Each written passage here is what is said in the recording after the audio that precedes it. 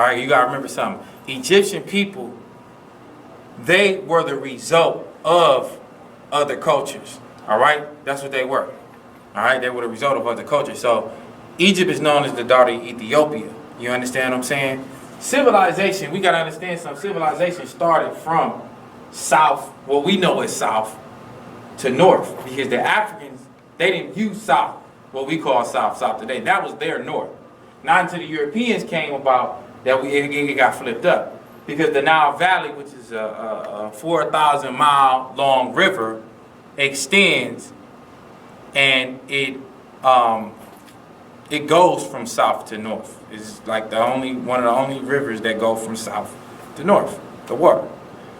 So, you know, to me, we have the most important history for that reason. Any other civilization, any other history, they copy from what we learn in the day.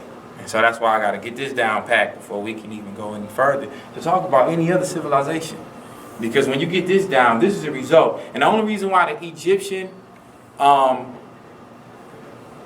civilization is so important is because they are the ones that documented the most information. You know, they are the ones with the most artifacts. So we got to deal with that. But understand something. When I show you an artifact and it's from a specific time, that's not when that culture or tradition or religion or political structure began. That is the latter part of that.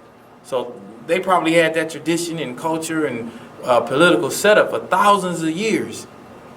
And that's the end result of it. So, does that answer your question? Yeah?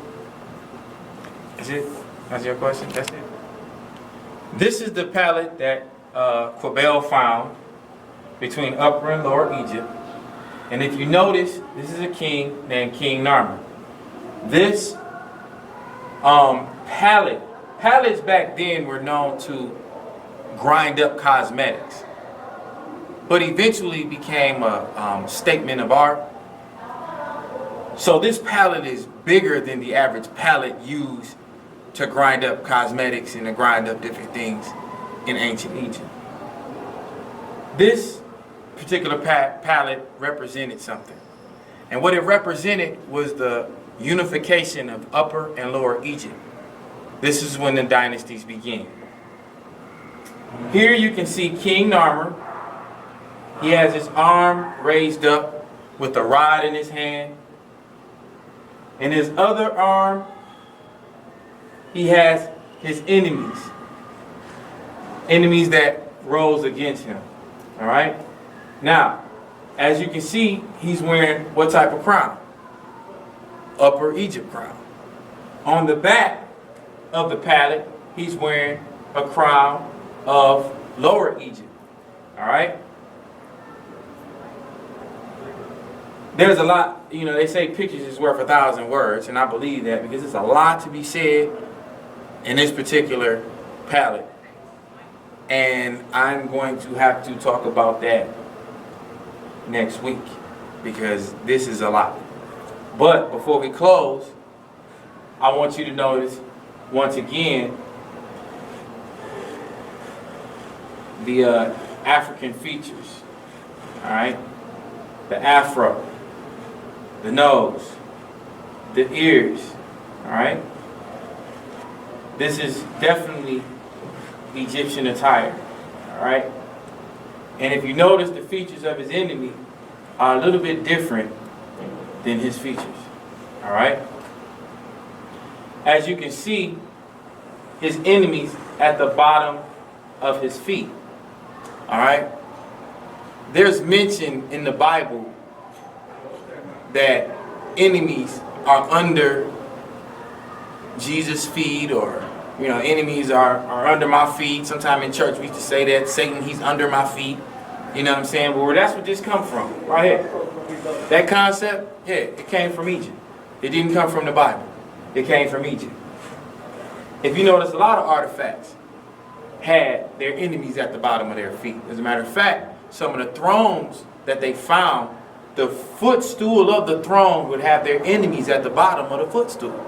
This is where this concept comes from, right here. This is where the Bible got that concept from. All right. Before we close out, I want to at least describe what I possibly can. Up top, there's another goddess that is being represented. That goddess name is Hathor. She's the cow goddess. Here's another animal.